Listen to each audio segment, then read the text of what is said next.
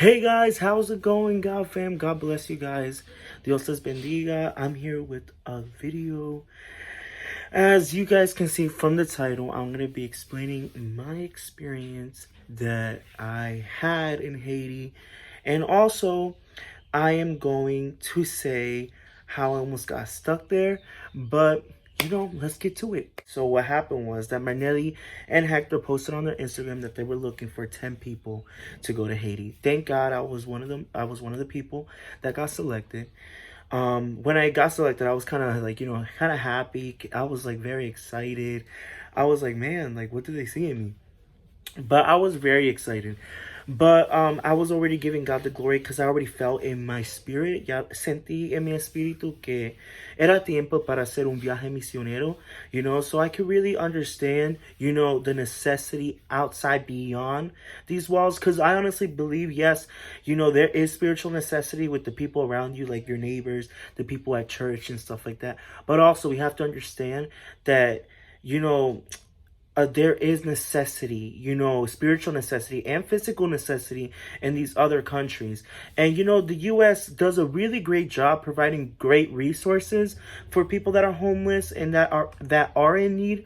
But, these countries like Haiti, these countries like, in Africa, also, in China, they don't have good resources to provide to these homeless people. So, it's always important to always have in mind, dream big and try to do something else, like go out the country, doing a missionary trip if God gives you that privilege. The missionary trip was coming. I'm not gonna lie to you guys. I'm gonna be very straight up. I'm gonna be very blunt.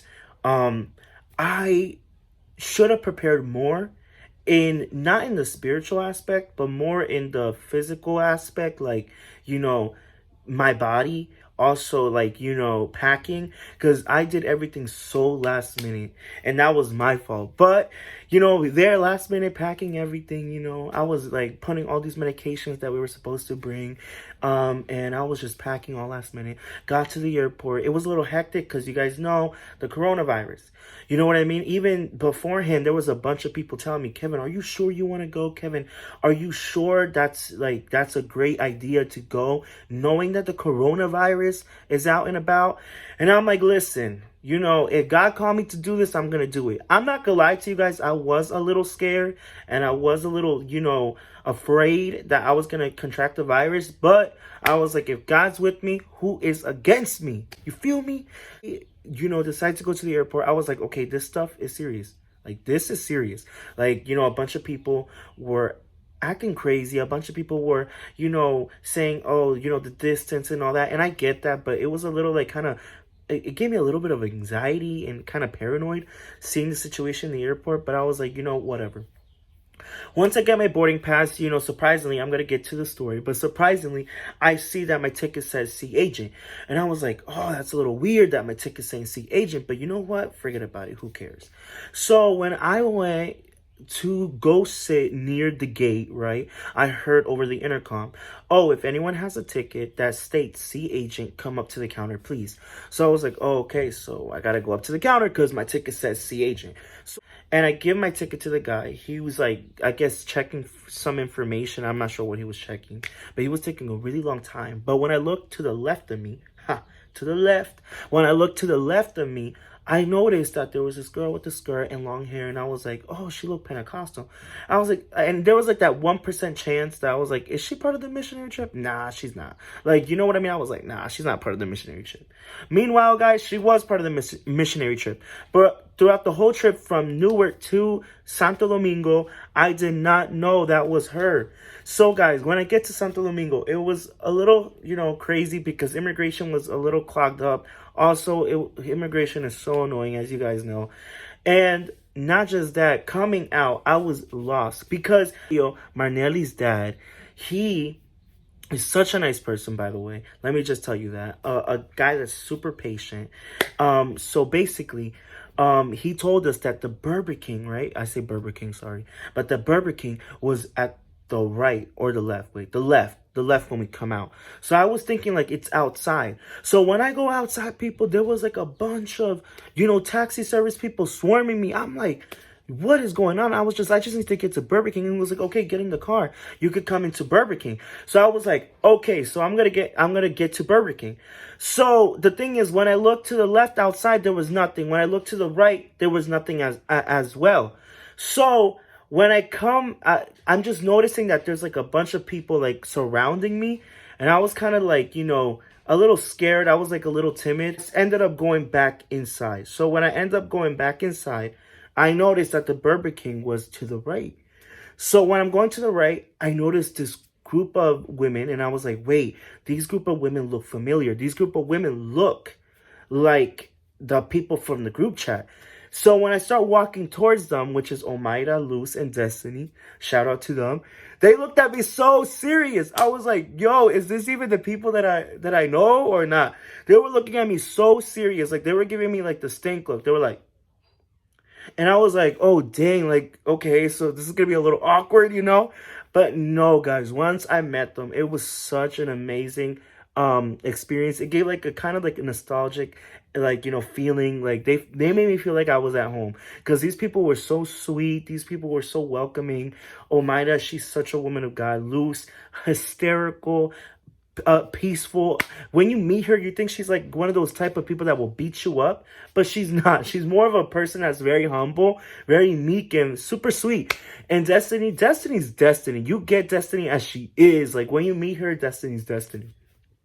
So, guys, we were just there waiting, and apparently they told me that Lydia was supposed to be with me, and I was like, wait, like, Lydia was supposed to be with me? And they were like, yeah, she was supposed to come right now.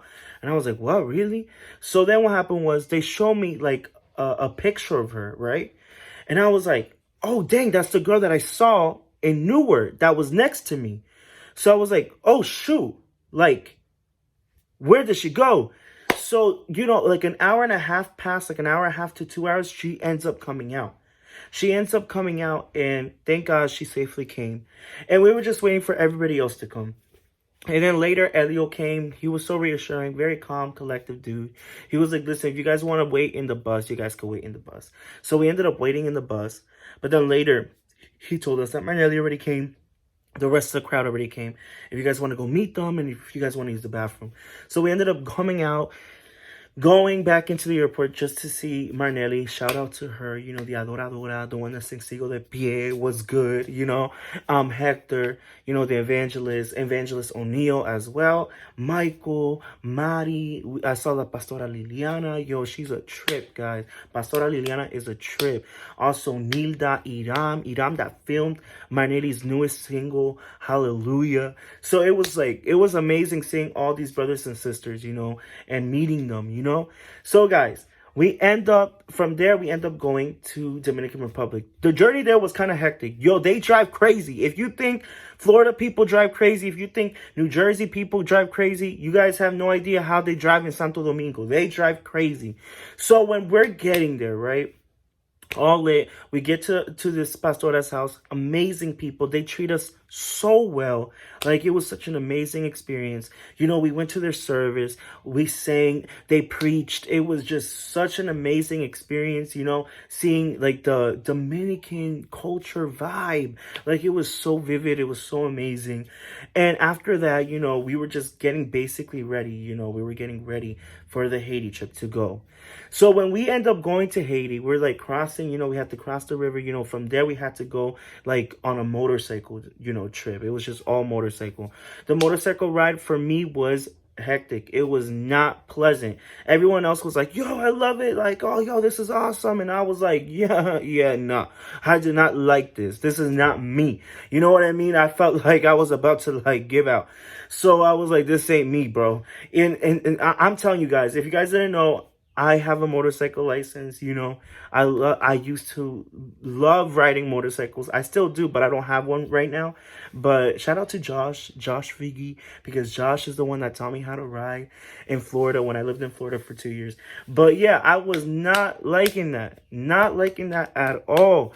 But we get to the pastor's house. The pastor's house was amazing. They were pleasant people, very humble. Love them. And guys, and then that's when work began. That's when we needed to do what God called us to do.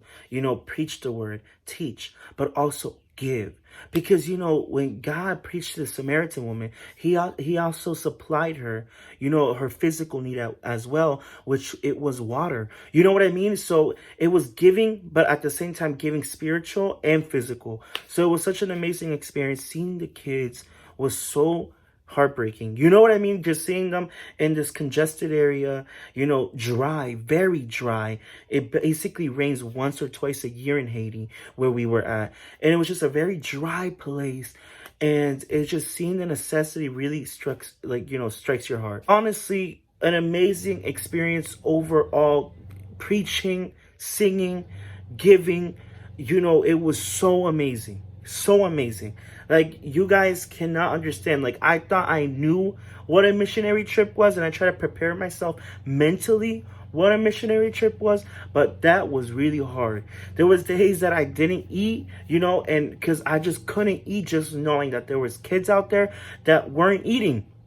It was hard for me. It was hard for me to take, a spoonful of food, knowing that there's kids out there without food, and it was just really, honestly, really, really hard, seeing these kids in this type of condition. But that's why the God calls us to church to provide the necessity, to provide to this type of necessity.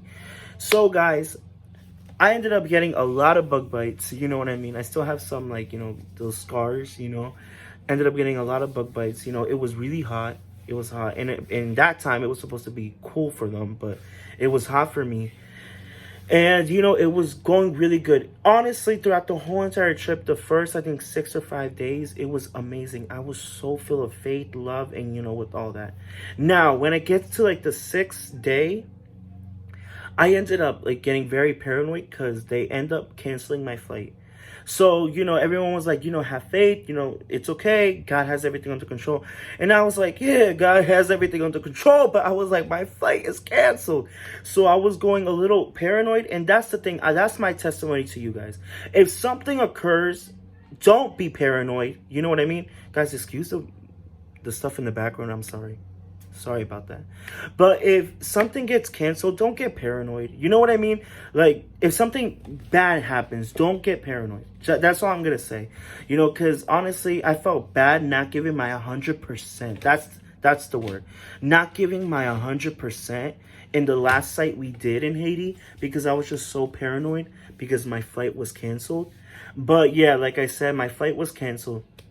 So it wasn't really good for me, but you know what I mean. But we ended up the next day finding a flight, which thank God we did, because I was honestly already getting ready to stay in Dominican Republic because the flights were canceling because of the coronavirus.